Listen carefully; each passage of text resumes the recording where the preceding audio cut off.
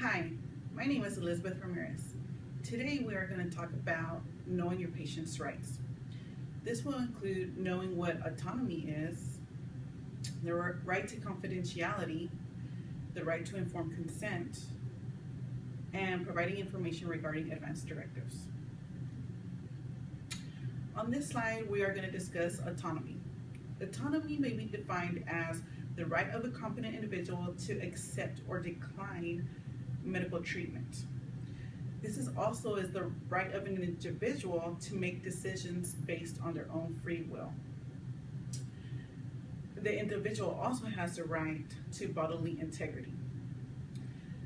Free will basically is when a patient decides either to accept or decline without any repercussions, or what the family might think, or what the nurse might think, or what the doctors might think.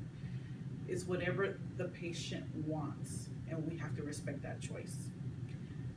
The right to bodily integrity is a right for this patient or individual to live without harassment or harm by others because of the decision that they made regarding their health, medical health.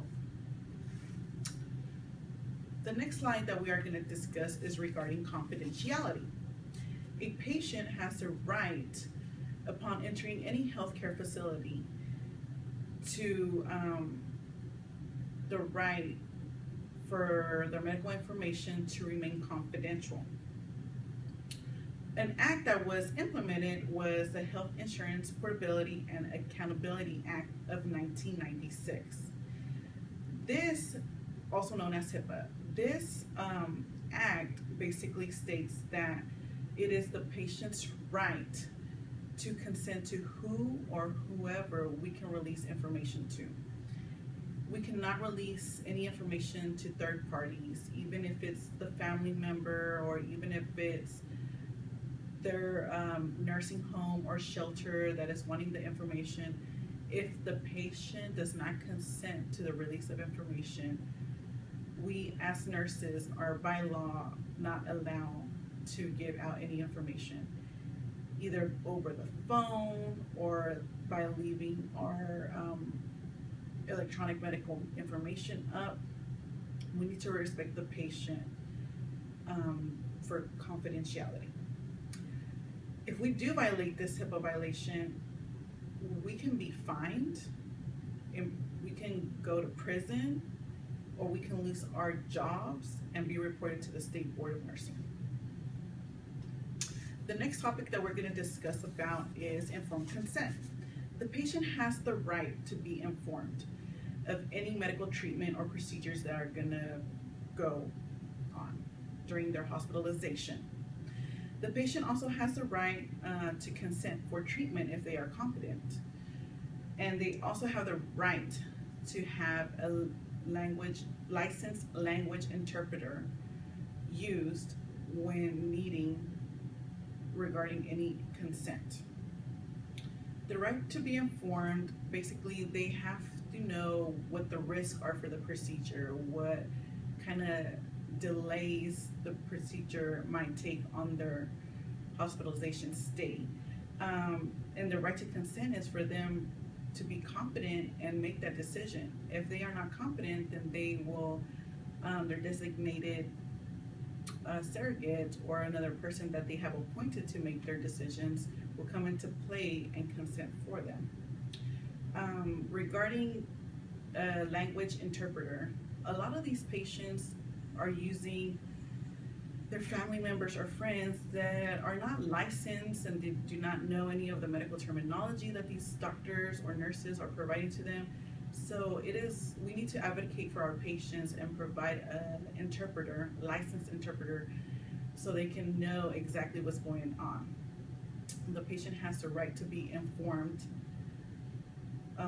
even if there's a language barrier.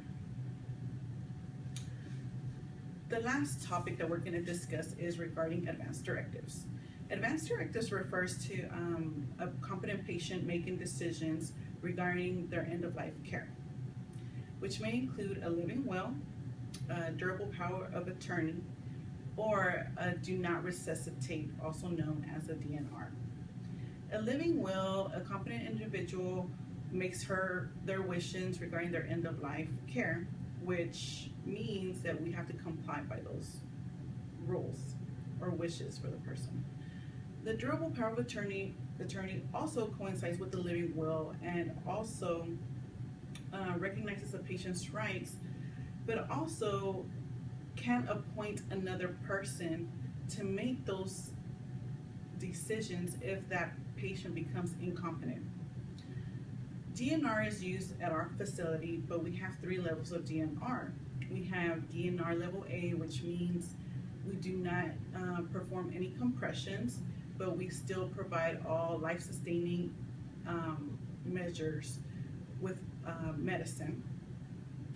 DNR level B is we do not do any compressions or do not intubate, but we do use medications. And DNR level C is we do not do any compressions and we do not intubate and we do not use any other medicine for life-sustaining measures.